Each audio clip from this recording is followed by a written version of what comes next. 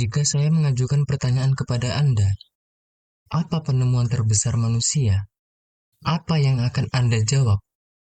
Mungkin ada begitu banyak pilihan. Apakah itu api? Karena api memberi kita kehangatan, perlindungan, dan kemampuan untuk memasak makanan kita. Atau mungkin Anda akan memilih roda, karena roda adalah kekuatan pendorong di balik awal mula perdagangan, perniagaan, dan perjalanan.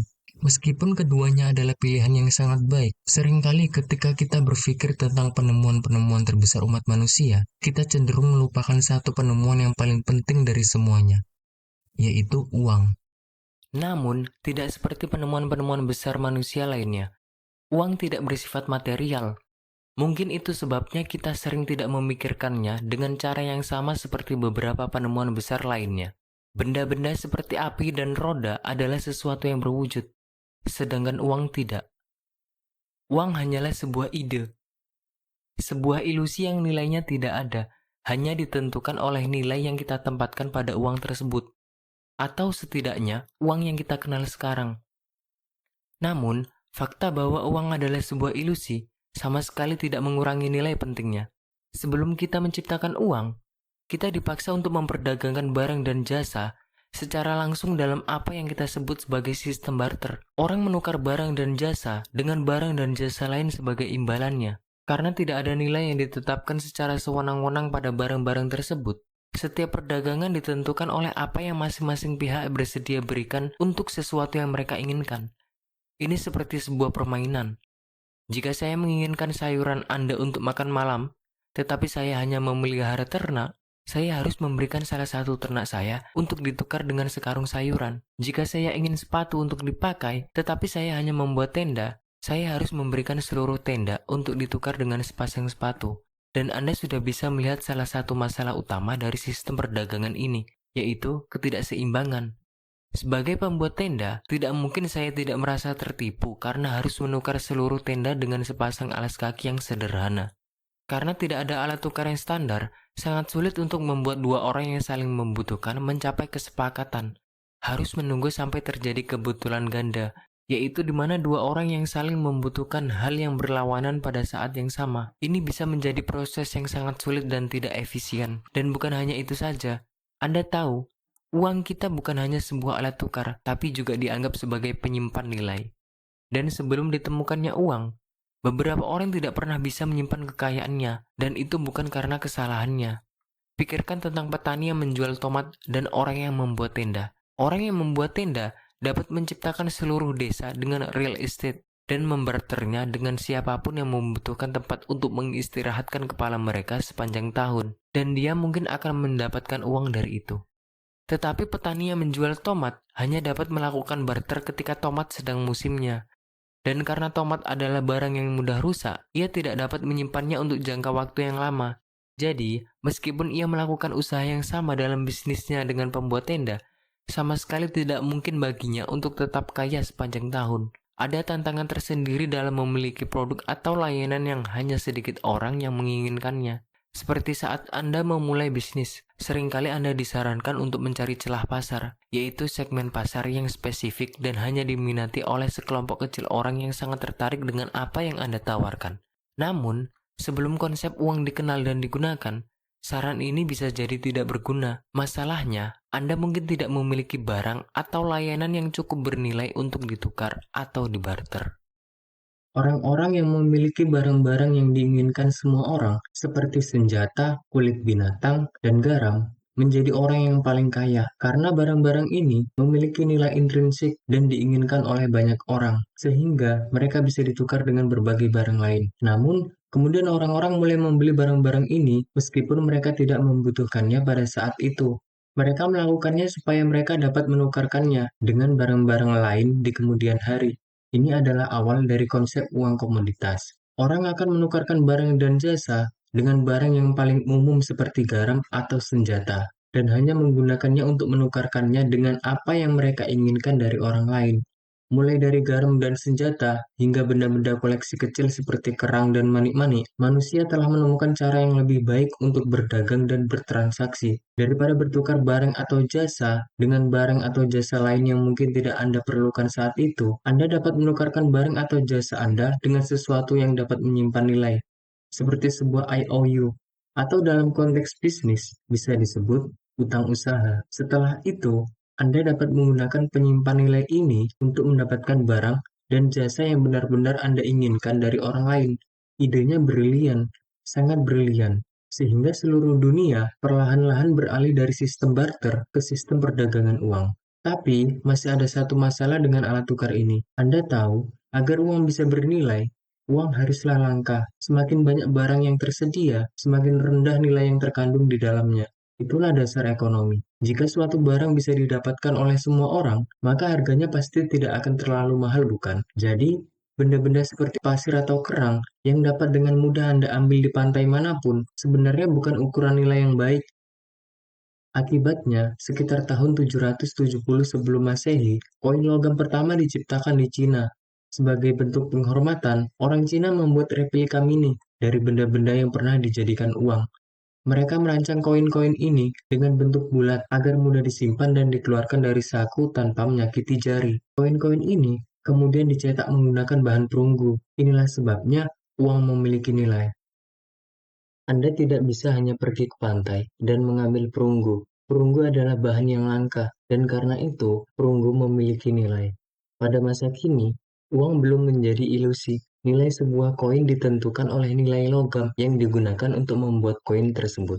Jika Anda memiliki koin emas seberat 1 gram, maka nilai koin tersebut setara dengan 1 gram emas.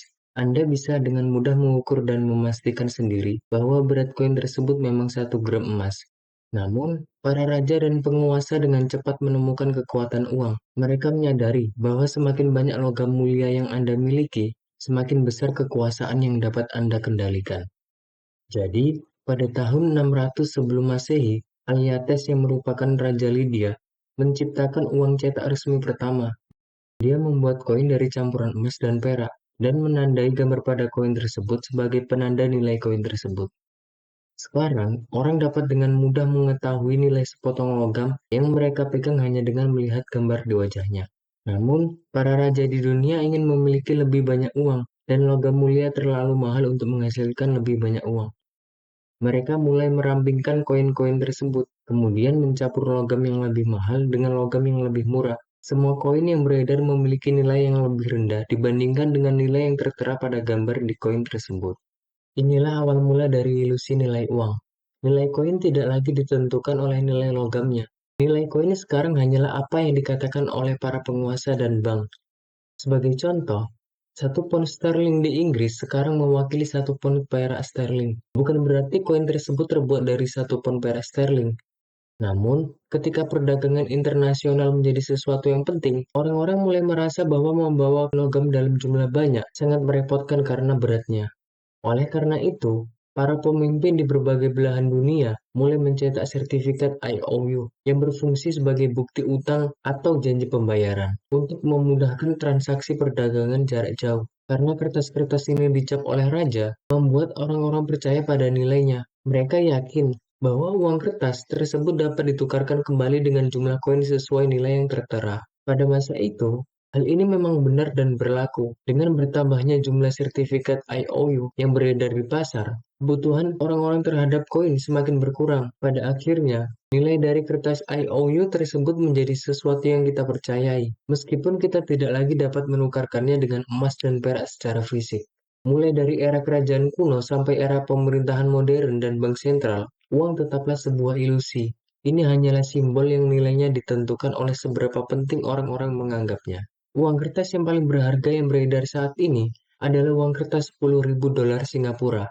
Meskipun tidak diproduksi lagi, selembar kertas yang bernilai 7.345 dolar Amerika Serikat saat ini masih dianggap sebagai alat pembayaran yang sah. Jadi, Anda masih bisa menggunakan uang tersebut untuk membeli berbagai hal, seperti rumah, mobil, dan bahkan logam seperti emas. Uang kertas yang kita gunakan sehari-hari sebenarnya membutuhkan biaya produksi kurang dari 20 sen. Namun, karena ilusi sistem mata uang fiat membuatnya bernilai setara dengan 120 gram emas. Fiat adalah istilah yang kita gunakan untuk menggambarkan fenomena ini. Fiat berasal dari bahasa Latin yang berarti biarlah terjadi. Dalam konteks uang, fiat adalah keputusan yang dibuat oleh pemerintah yang menetapkan nilai uang dan menjadikannya sebagai alat pembayaran yang sah. Ilusi tentang uang adalah salah satu yang tidak pernah kita pikirkan. Namun, seperti halnya para raja di masa lalu, pemerintah saat ini memahami kekuatan uang, dan seperti biasa, mereka menginginkan lebih banyak uang. Orang-orang mengerti bahwa semakin banyak uang yang mereka pegang, semakin besar kekuatan yang mereka miliki.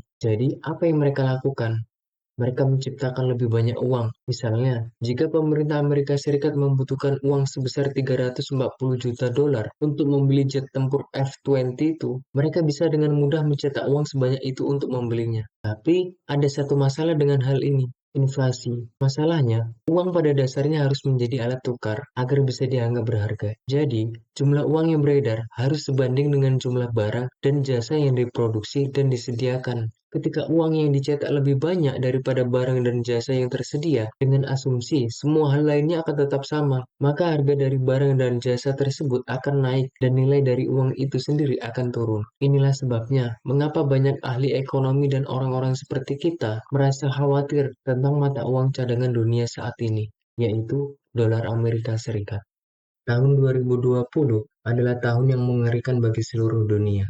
Setelah pandemi, sebagian besar ekonomi harus ditutup, barang dan jasa yang tersedia, dan hasil ekonomi secara umum berkurang menjadi sedikit. Dan dunia seperti terhenti untuk sementara waktu, karena uang yang beredar tidak cukup banyak untuk mencegah ekonomi dari kebangkrutan dan mencegah dunia kita menjadi kacau. Pemerintah Amerika Serikat mulai mencetak uang dengan kecepatan yang belum pernah terjadi sebelumnya dalam sejarahnya. Saat ini, hampir setengah dari semua dolar Amerika yang beredar dicetak hanya dalam 1,5 tahun terakhir. Ini adalah jumlah yang sangat besar, namun produksi barang dan jasa di negara tersebut tidak meningkat sebanding dengan peningkatan jumlah uang. Akibatnya, harga barang dan jasa akan naik secara signifikan. Anda bisa melihat ini terjadi pada harga komoditas seperti kayu yang harganya telah naik 3 kali lipat dari setengah tahun yang lalu. Di satu sisi, tampaknya merupakan hal yang baik jika pemerintah memutuskan untuk memberikan bantuan finansial dan dana pengangguran kepada masyarakatnya. Meski pada kenyataannya, hal ini bisa menjadi bumerang. Memang, ini memberikan bantuan kepada mereka yang sangat membutuhkan, dan tentunya itu adalah hal yang baik. Kita saat ini berada pada situasi di mana, akibat inflasi dan perlambatan ekonomi, banyak orang kesulitan menemukan pekerjaan yang sesuai pada waktu yang tepat. Ada kalanya, seseorang menerima pekerjaan bukan karena mereka menginginkannya, tetapi karena pekerjaan lainnya mungkin lebih buruk. Misalnya,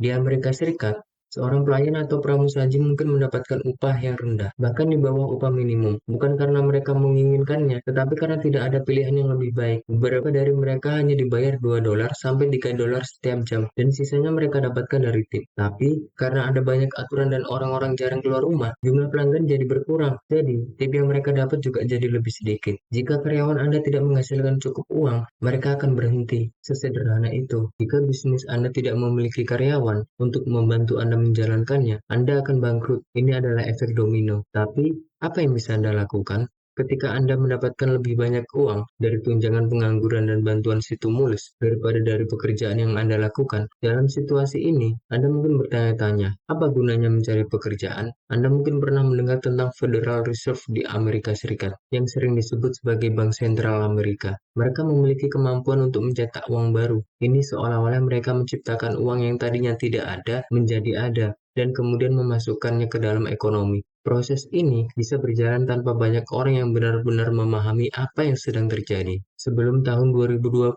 Amerika Serikat memiliki utang sebesar 29 triliun dolar. Ini adalah jumlah uang yang sangat besar dan sulit dibayangkan. Utang ini berasal dari obligasi dan surat hutang, yang pada dasarnya adalah janji tertulis bahwa pemerintah akan membayar Anda dengan sejumlah uang ditambah bunga. Misalnya, saat ini, jika Anda membeli obligasi pemerintah Amerika Serikat dengan jangka waktu 10 tahun, Anda akan mendapatkan pengembalian sebesar 1,23% dari investasi Anda saat obligasi tersebut jatuh tempo. Jadi, jika Anda menyetor $1.000 sekarang, Anda hanya akan mendapatkan tambahan $12,30 pada tahun 2031. Ini mungkin terdengar mengecewakan. Lebih buruk lagi, jumlah tersebut bahkan tidak mengimbangi inflasi yang ditargetkan untuk tetap sekitar 2% setiap tahunnya. Jadi, nilai uang Anda sebenarnya akan berkurang. Ketika Anda membeli surat utang pemerintah negara Anda yang juga menerbitkan mata uang yang Anda gunakan setiap hari, Anda sebenarnya sedang mengalami penurunan daya beli selama 10 tahun.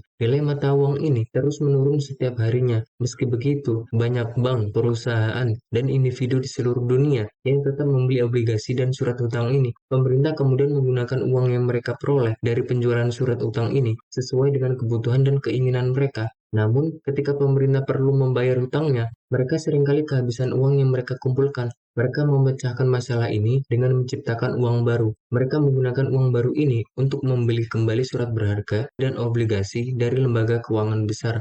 Sejak Maret 2020, Bank Sentral Amerika Serikat telah menciptakan lebih dari $1 triliun uang baru untuk membeli obligasi. Dengan uang baru ini, bank-bank bisa memberikan lebih banyak pinjaman kepada orang-orang yang pada akhirnya membantu pertumbuhan ekonomi. Namun, hal ini meningkatkan jumlah total uang yang beredar, sehingga mengurangi nilai setiap dolar. Dengan pembayaran stimulus dan paket infrastruktur bernilai triliunan dolar, Anda mungkin bertanya-tanya, berapa lama hal ini dapat berlangsung? Ketika pemerintah mencetak uang baru, nilai dari uang yang sudah ada sebelumnya berkurang, meskipun jumlah uang di rekening Anda tetap sama. Namun, daya beli dari uang tersebut menurun. Ini disebabkan oleh penambahan uang baru ke dalam sistem oleh pemerintah. Dengan kata lain, setiap detik Anda menyimpan kekayaan Anda dalam bentuk mata uang fiat, seperti dolar Amerika Serikat, nilai dari mata uang tersebut sedikit demi sedikit berkurang. Ini disebut devaluasi. Jika Anda melihat saldo bank Anda setiap hari, Anda akan menyadari bahwa uang yang sama bisa membeli lebih sedikit barang dari hari ke hari. Meskipun jumlah uang di bank Anda tetap sama,